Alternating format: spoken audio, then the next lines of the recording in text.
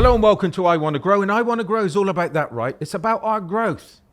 Now, this to me is fantastic because we're celebrating 90 years of the British Council. And if you ever want to see about our guests and why we're celebrating, it's because of that time that they put into other people to help them grow.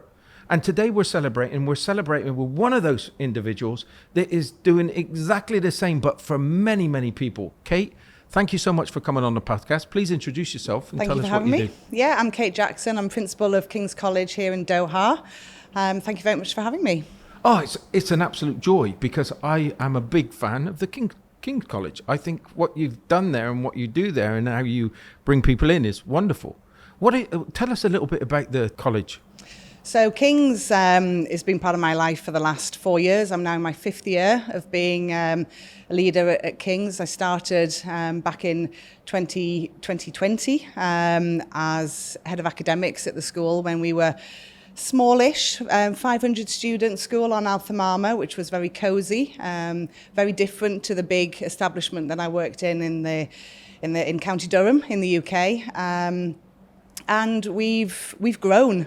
You know, this discussion we're having is perfect because King's as a school is a phenomenal place. Our links with King's UK is growing ever stronger, and that helps us to have that identity and that momentum, I think, to grow our pupils into well-rounded, educated, outgoing, confident, creative young people. And that's our dream, that's our vision here in Qatar.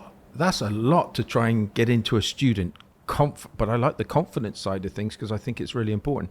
But there's a massive job that you do with these guys, and they're going out then to all around the world. It's how does it stand up with the other curriculums around the world? I think it stacks up really well. We have our 5 Cs, which is our King's character. So we want students to demonstrate those characteristics, and the 5 Cs are creative, curious, committed, caring, and confident. And those 5 Cs really are embedded, they're weaved through the tapestry that is our pedagogy in the school, right from the tiny ones in preschool all the way through to our big growing 6th formers who are sitting their A-levels this year. So I think like any good school, like any school that has the best interests of the pupils and the families that are part of our community at heart, I think putting those 5 Cs into everything we do, whether it's the curriculum, whether it's the co-curricular, the enrichment opportunities, the focus that we have on futures and whatever that future might look like, and I think the work that the British Council have done in some of those areas, particularly the creative C, is really, really impactful and really resonates with students. And it's one of those things that really creates memories. And when you create a memory for a pupil in a school, they take that with them into the future. And that's what we're trying to achieve really at King's. I think I said, how does it stand up against places around the world? I think you're pretty much up there, the leader. These are the things that you're doing, it sounds like this is something really special here and quite unique. Yeah, I think it is unique, more so internationally. I think, again, King's UK has a huge history of excellence in education. They were one of the first schools that had science being taught in a practical lab, for example. So everything we do has that backdrop of the UK and best teaching practices, and our King's Tapestry, which is something I love talking about. I'm a teaching and learning enthusiast. If we get it right in the classroom, everything else will ripple and flourish from there. And I think that there's a tendency in some schools, internationally maybe more so than back at home in the UK, to drift away from the nuts and bolts of what makes learning exciting and inspiring. And we bring everything back all the time to that King's Tapestry, to the King's characters, those 5 Cs in everything that we do. From the very young to the 6th formers. Yeah. That's the big marketplace there. Yeah, I mean, I'm secondary trained, so I won't deny I was very much out of my comfort zone when I first joined King's, because it was the secondary school was in its infancy, and that was my role, to come in and help develop that secondary curriculum and that secondary pathway really through to GCSEs and A-levels. But it really was a huge learning curve for me. It was a huge aspect of my growth as a leader in education, really having an in-depth understanding of actually how to educate and teach the preschools, the early years, the year ones, year twos, threes, fours. And I work with some fantastic leaders. You know, 𝗚𝘀𝘀𝘁, who's our head of pre-prep, is an expert in that field and drives that curriculum. And we see the students flourish with confidence as they come up through the prep school and the senior school, and then ultimately depart better people at the end and go off to the universities around the world. We talked about learning curve. You've been here 4 years. Yeah. You come in at one stage and now you're the principal. Yeah. You've flourished. Yeah, I mean, I've always been very enthusiastic, forward-thinking, hard-working. I think leadership is something that is really exciting, and I think you don't get a better challenge of being a leader than leading a big school. You've got, 1,400 students to lead. You've got teachers at every stage of their careers to lead. You've got middle leaders who are learning to be leaders, and some who are already great leaders who are looking for the next steps. You've got parents who you're leading through parenting and life as a parent of a child about to sit their GCSEs. So there's so many aspects to leadership, and being a principal really tests all those skills and abilities. Was it ever daunting for you, getting up to this position? Yes. Oh, yeah, absolutely. I think like any progression, like any career progression, there's always those slight sort of, I suppose, not worries, but reservations that you might have. But I do think I've had a really enriching career. I've worked with some fantastic leaders, some fantastic principals over the course of my teaching career. And I've learned what works well. I've also learned what not to do. And I think that sort of suitcase full of experiences really helps to pave the way to be highly successful and to become a great leader. Yeah, and that's my mission, is to lead Kings and the students to their best possible versions of themselves. I remember we were sitting down just before the interview, and I said to you, why Qatar? What did it all change for you? How did you make that decision? Yeah, so interestingly, I was here in 2006 with the Asian Games. Myself and my husband were working in Australia at the Melbourne Commonwealth Games, and a position came up here for him. He's into events and technology management, venue technology management. And Qatar stood out as somewhere really interesting, really different. And I also taught here for a year. And then we went back to the UK. I was very keen, he was very keen to progress our professions, which I did successfully. Climbed up through the ranks in the UK into senior management of the schools I was in. And then we were in that position where actually we said we would come back here. We always said we'd come back to Qatar. My two children sort of got in the way a little bit of that, and we took the decision 5 years ago. She doesn't mean that, kids. to come back. It was perfect timing. My son started year 8 here, and my daughter started year 6. So it was great timing, and Qatar had developed so much in that time.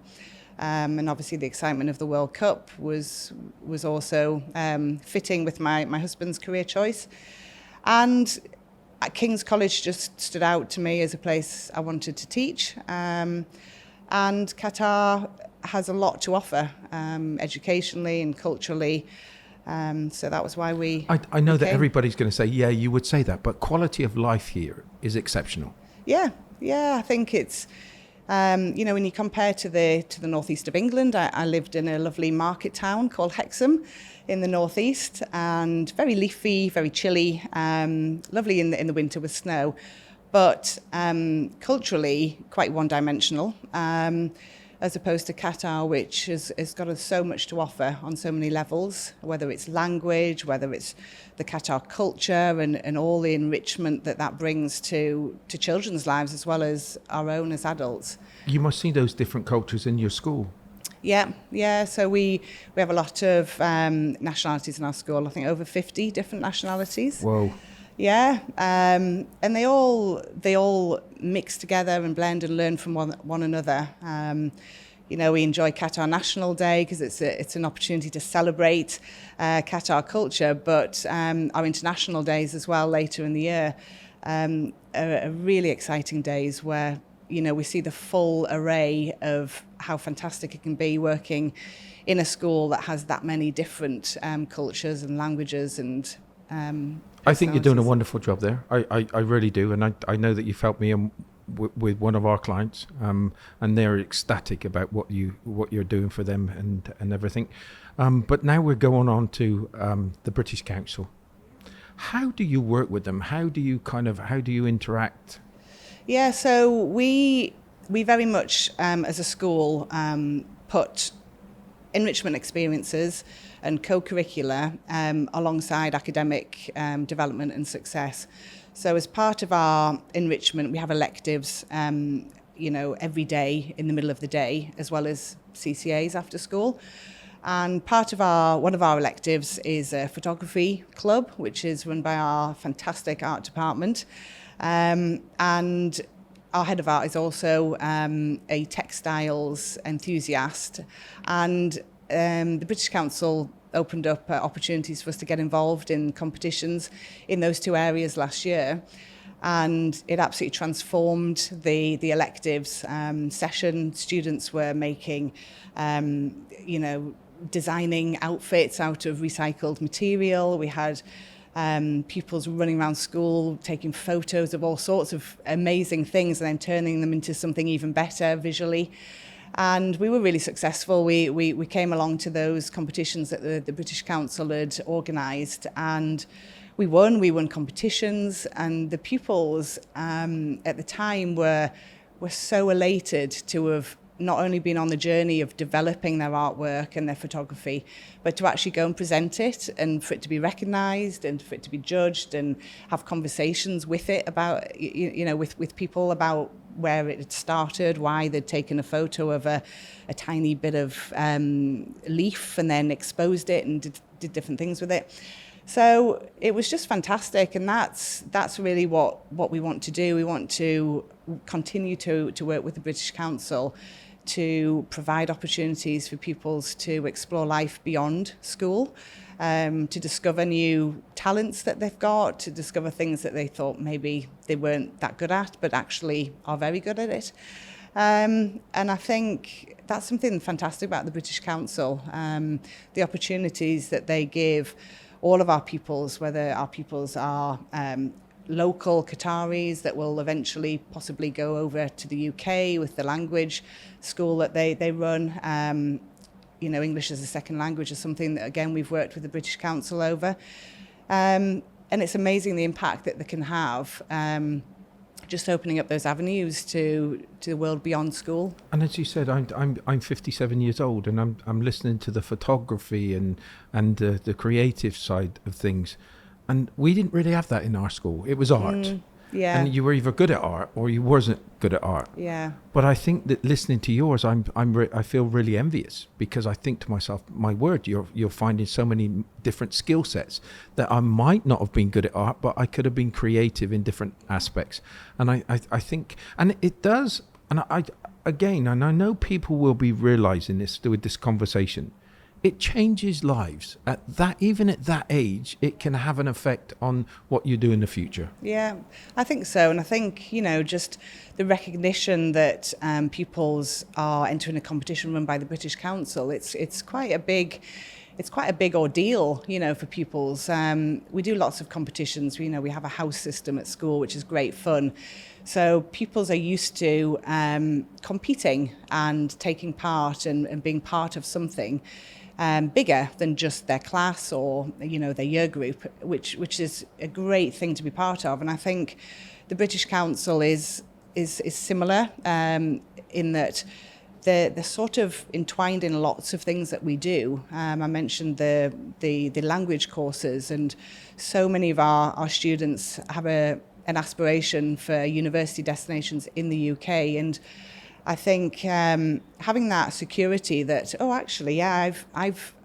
I know the British Council. I've been to that art competition. I went to the textiles.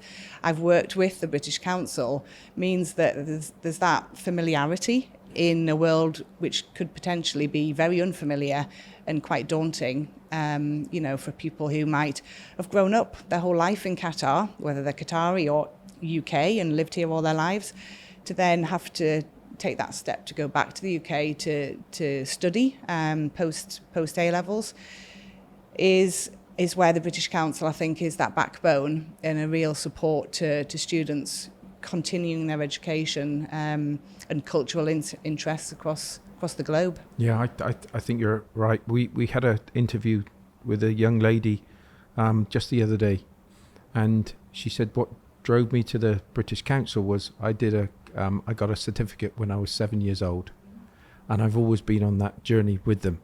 7 years old, and she's going to show this on her interview. But it's remarkable how these effects, and this you must feel it on a daily basis when you see these students, 1,300 students. It's quite staggering the responsibility you've got for one thing, but then the rewards of making sure that you're giving them those paths. Yeah, and it's creating memories. And, we have reward assemblies every month where we celebrate successes, whether they're marginal gains, where a student has set themselves some targets and actually hit those targets. And we celebrate that in a theatre with 300 other pupils clapping and encouraging more. We have our sporting successes, our musical pupils, whether they've just taken up the violin and they've got grade 1, done. We celebrate everything. But I'm kind of is that just kind of because I love that type of stuff because you thrive on it. I remember going into a boy apprenticeship when we went away, and these things were so important to us in the celebration of your achievements. And I think it does so much greatness to learn those type of things for when you go out and you start your career outside, because it's something that if it's in you, you're always striving for that. And we've always got to be striving for that next level. Absolutely. And I think, it's that confidence to walk down the theatre steps in front of 300, 400 other pupils whilst being applauded, climb up the steps onto the stage, shake the hand, get the certificate, and then stand and face the audience and be proud of that moment, I think is a real experience that stays with young people forever. But also it's the celebrating of other people's successes, which I think is equally important, to recognise that other people, everyone's good at something, and to actually have that empathy and show sort of willing to celebrate other people's successes on a regular basis is a real life skill that I think helps people with those softer skills of working in a team. When they're older, who knows what professions some of our students are going to end up doing. I'm convinced AI is not going to wipe out humanity. No way. And it will it will prevail, and actually communication, working with other people, almost will become, I think, even more important, because we will have AI doing things for us, but actually working with people and having those life skills and those 5 Cs, those characteristics that we instill at Pupils at King's, is, I think, going to be ever more important. This interview is going to be around for a long time on the internet, and your words, your wise words, are going to be very true. Because I too think that AI can take away, that can be an addition in so many ways. But that communication, me talking to you right now, it's never going to take that away. Never, ever going to take that away. And you've done some remarkable things. You and your college are brilliant in what you're doing. I give you all credit for it. It's fantastic. And I'm glad the world has got people like you in it. Now, if there was something that you could say to the British Council right now, what would be that message? I think a huge thanks for providing opportunities for students to shine and to try new things. Just the other day, we had their brochure of this year's exciting opportunities that we're already working on with our heads of department at school, and looking at ways that we can already get involved in some of these exciting opportunities. One of them is a radio station, which is probably right up your street. Yeah. Maybe you should get involved in that as well. I would love to. Yeah, so I want to be a part of what you're doing, because I want to be at those where we're celebrating other people. Yeah, so I think it's a huge thanks to the British Council, and we want to continue our work with them, and they provide the futures for our students that they don't even know exist yet. There's a hard question I'm going to ask you now. One word that explains what means the British Council means to you, and why. I think I'm going to go with the word futures. It's not a very difficult word, but it's a very complex concept in education. We're educators, and we're educating students on a curriculum that is going to lead to a future that we don't know yet what is actually that future is going to look like. And I think the British Council are really, really good at sort of pointing a spotlight on some of those future careers, the sustainability, the recycling, textiles, photography, the creative arts, and language are absolutely going to be at the forefront of our students' futures. Whatever career they end up doing, there's definitely going to be elements of those in that, and I think the British Council are looking ahead in that way to make sure that we are equipping the future with the right future skills. Wow, Kate, thank you so much for coming on the podcast. You were special, let me tell you. Thank you for keep having going, me. Please keep going. Do keep on doing what you're doing, because whoa, you and your colleagues are changing lives. Thank you so very much indeed. Thank you. Thank you.